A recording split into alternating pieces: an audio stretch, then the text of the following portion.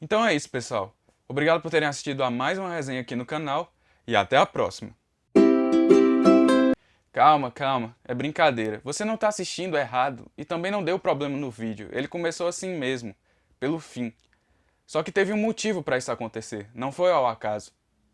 Fica ligado que depois da vinheta eu explico.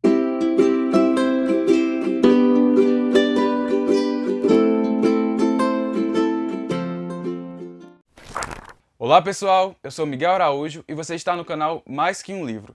Toda semana eu trago resenha de algum livro que eu li recentemente ou vídeos relacionados tanto à área da leitura quanto da literatura. O universo é vasto. Então, desde já gostaria de agradecer a visualização e pedir para você se inscrever no canal, porque isso vai ajudar bastante o Mais Que Um Livro a ter mais alcance no YouTube. Além disso, ative as notificações para não perder nada dos próximos vídeos. E pedir também para você deixar a curtida e depois dizer o que achou do vídeo. Se você quiser comprar o livro da resenha de hoje, na descrição do vídeo eu estou deixando um link para você acessar uma página da Amazon que vai te levar diretamente a esse produto e quando você efetuar a compra, você vai estar ajudando automaticamente o canal a crescer sem pagar nada a mais por isso. Então, fica aí a dica, se você tiver interesse em comprar esse livro, na descrição do vídeo tem um link. O livro de hoje tem um título que eu acho muito impactante e também bastante poético. Eu receberia as piores notícias dos seus lindos lábios, que foi escrito por Marçal Aquino, um escritor, jornalista e roteirista brasileiro que nasceu no estado de São Paulo. Ele já atuou como jornalista policial, e essa área do jornalismo policial acabou influenciando sua obra. Marçal Aquino afirma também que a sua literatura fala muito sobre a vida urbana, sobre gente da rua, e esse aspecto da vida urbana influencia demais no seu processo criativo. Ele diz que uma das grandes inspirações que ele tem para a vida como escritor vem a partir de Rubem Fonseca, um grande escritor que infelizmente acabou nos deixando ainda esse ano. Marçal Aquino começou o seu hábito da leitura primeiro com os quadrinhos, mas depois ele acabou passando para os livros. E ele admite que prefere a leitura dos livros, porque enquanto ele está lendo um livro, ele consegue imaginar, seus horizontes imaginativos são ampliados, diferentemente de uma história em quadrinhos que as ações dos personagens, a história já está desenhada. Por isso que ele prefere os livros, porque ele tem essa oportunidade de ir além do que está escrito. Ele consegue ter uma visão própria sobre aquilo que está lendo. Ele lançou o seu primeiro livro de contos em 1991. E esse livro, chamado As Fomes de Setembro, chegou a ganhar o 5º Prêmio Bienal Nestlé de Literatura. Foi ainda em 1991 que ele conheceu o diretor Bertolt Brecht, e desde então eles começaram a fazer uma parceria de muito sucesso nos cinemas.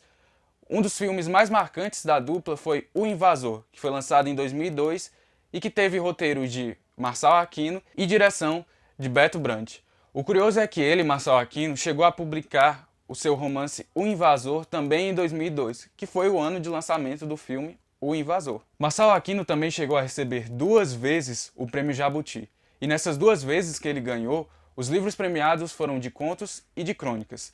Na primeira vez que ele ganhou, em 2000, o livro premiado foi O Amor e Outros Objetos Pontiagudos, enquanto que na segunda vez, em 2002, o livro que ele ganhou o prêmio foi Faroestes. Mas o livro desse escritor, que a gente vai falar hoje, é um romance, e se chama Eu Receberia as Piores Notícias dos Seus Lindos Lábios. Desde o momento em que eu vi pela primeira vez o título dessa obra, eu fiquei muito interessado em ler. E olha, valeu muito a pena. Eu Receberia as Piores Notícias dos Seus Lindos Lábios foi publicado pela Companhia das Letras em 2005 e chegou a receber uma adaptação cinematográfica que tem a presença de Camila Pitanga. A história desse livro se passa na maior parte do tempo em uma cidade do Pará que é marcada pelo garimpo e pela mineração. A gente passa a saber o que acontece nessa história a partir dos relatos de Calbi, um fotógrafo que saiu de São Paulo e que agora está morando numa pensão nessa cidade paraense. Ele é o narrador-personagem e vai contar a sua história. Mas ele não começa do presente e continua contando a narrativa a partir daí. Não, ele começa pelo fim. E por isso que eu fiz aquela brincadeira no início do vídeo, como se o vídeo já estivesse chegando ao fim. Porque a narrativa que a gente vai conhecer é de coisas que já aconteceram. Calbi está tentando superar um trauma muito grande, mas ele não fala de imediato tudo o que aconteceu com ele. Na verdade, ele vai fazendo uma retrospectiva dos momentos pelos quais ele passou e quais foram os possíveis eventos que fizeram ele chegar até o ponto onde está hoje. E onde ele está hoje? Bem, como eu disse antes, Calbi hoje está numa pensão e dividindo moradia com outras pessoas, que acabam contando também, conforme a gente vai avançando na leitura, quais foram as suas trajetórias e o que é que aconteceu, quais foram os eventos que fizeram parte de suas vidas, que as fizeram chegar até aquela pensão também. E no caso de Calbi, ele chegou lá depois de ter passado por um grande trauma. E é sobre isso que ele vai falar. O livro já começa com Calbi refletindo sobre visões que ele tem a respeito do dia da sua morte. E para ele, a causa de sua morte está diretamente relacionada a uma mulher. Mas não é qualquer mulher. É o grande amor da sua vida. E a partir daí ele começa, enfim, a nos contar como ele a conheceu e também a relatar quais foram as sensações que ele teve a partir do momento que viu essa mulher pela primeira vez. E ele deixa o seu depoimento. Ele diz o seguinte: fiquei com a impressão de estar sendo visto de verdade pela primeira vez na vida, e também de estar vendo algo que o mundo não tinha me mostrado até então. Só com esse relato já dá para perceber como essa mulher vai afetar a vida do nosso narrador. Mas afinal, qual é o nome dessa mulher? O nome dessa mulher é Lavínia. Uma mulher que, de acordo com Calbi, tinha um ar de que poderia ser o que quisesse na vida. O primeiro contato entre esses dois aconteceu depois que Calbi visitou uma loja e acabou se deparando com Lavínia. Eles passaram a se ver desde então constantemente. Ela ia para a casa dele e os dois conversavam, tinham relações sexuais, tentavam se conhecer melhor. E cada vez mais Calbi se apaixonava por aquela mulher, nutrindo um sentimento tão forte a ponto de querer se entregar completamente a Lavínia. Mas tinha um problema. Lavínia era casada. E esse fator passa a representar um risco para Calbi. E ele sabe disso. Mas Calbi não conta a sua história toda de uma vez. Ele vai interligando elementos do passado com elementos do presente. E à medida em que ele vai ouvindo as histórias contadas pelos outros moradores da pensão, ele vai separando trechos dessas falas e fazendo reflexões sobre eventos que são contados por eles e que podem ser parecidos, semelhantes às situações que ele já passou. E ele também conta que os flashes que ele tem do passado acabam atormentando ele. Não só por causa de Lavínia, mas também por causa de outras pessoas que fizeram parte da sua vida. E aí ele começa a falar das características desses outros personagens. Quais são os graus de importância que eles têm na vida de Calbi. Ele passa também a falar sobre a sua infância, sobre a sua família, sobre por que ele decidiu ser fotógrafo, qual tipo de foto ele fazia, para quem ele trabalhava, e também quais foram os motivos que o levaram a ir para o Pará, a ir morar naquela cidade paraense. Ele também relata que nessa cidade em que ele vive agora, existia um clima de tensão muito grande entre garimpeiros e a mineradora que tinha se instalado por lá. E aí o narrador desperta na gente a curiosidade para tentar saber o que é que vai acontecer, ou melhor, o que já aconteceu, que foi causado por essa tensão entre os garimpeiros e a mineradora. Mas Calbi não entrega logo as informações. E a gente, quando está lendo, quer saber mais sobre a vida de Lavínia. Quem é essa mulher? Qual é o passado dela? Com quem ela é casada?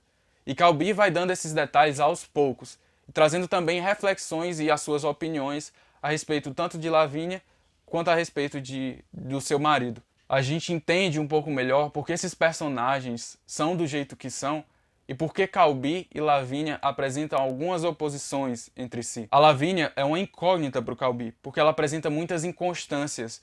Uma hora ela está mais afetuosa, carinhosa, e em outra hora ela está mais quieta, tímida e até com raiva de Calbi. E por causa disso ele acaba dizendo que ela tem duas personalidades. Mas era arriscado demais continuar com esse relacionamento, e Calbi sabia disso, mas optou por continuar mantendo a ligação que existia com a Lavínia. Mas conforme vão acontecendo alguns eventos, ele passa a temer pela sua vida, começa a achar que algo trágico pode acontecer com ele por causa desse relacionamento. E acaba acontecendo. Mas não é tão simples assim. Por mais que Calbi anuncie durante a narração que ele havia sofrido um grande trauma, e até lendo a sinopse dá para ler isso, a gente não sabe exatamente como as coisas aconteceram. E quando a gente imagina que sabe, aí a gente vira a página do livro e leva um tapa na cara automaticamente, para desnortear, para mostrar que na verdade o caminho da história era outro. E a reta final desse livro é incrível. O livro todo é, mas quando chega perto da conclusão, a gente fica em êxtase e no chão com o encerramento dessa história. E isso mostra como Marçal Aquino foi brilhante escrevendo esse livro. Esse livro tem frases, passagens e citações muito marcantes, além de trazer várias reflexões que podem acabar atingindo em cheio as pessoas que estão sofrendo por amor. E eu acho que esse é o ponto do livro, não sobre como é sofrer por amor, é claro, mas a pretensão de mostrar como um relacionamento vivido intensamente, ainda que proibido, pode acabar afetando a vida de uma, duas ou mais pessoas que estejam envolvidas ou ligadas de alguma forma. Marçal Aquino procurou escrever uma história mais aproximada da realidade, com personagens que tenham características de pessoas reais.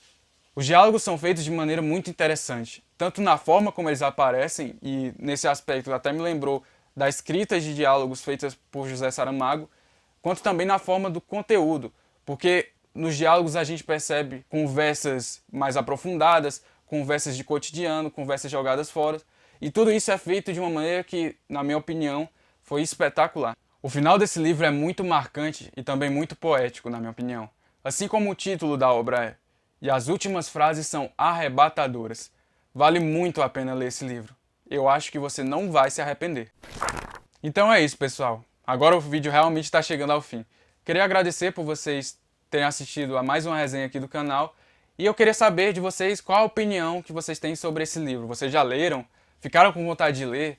Quais são as considerações que vocês têm a respeito dessa história? Me digam aí nos comentários. E se você quiser comprar esse livro, eu vou deixar no link da descrição o link que você pode acessar e comprar o livro e ao mesmo tempo ajudar o canal sem pagar nada a mais.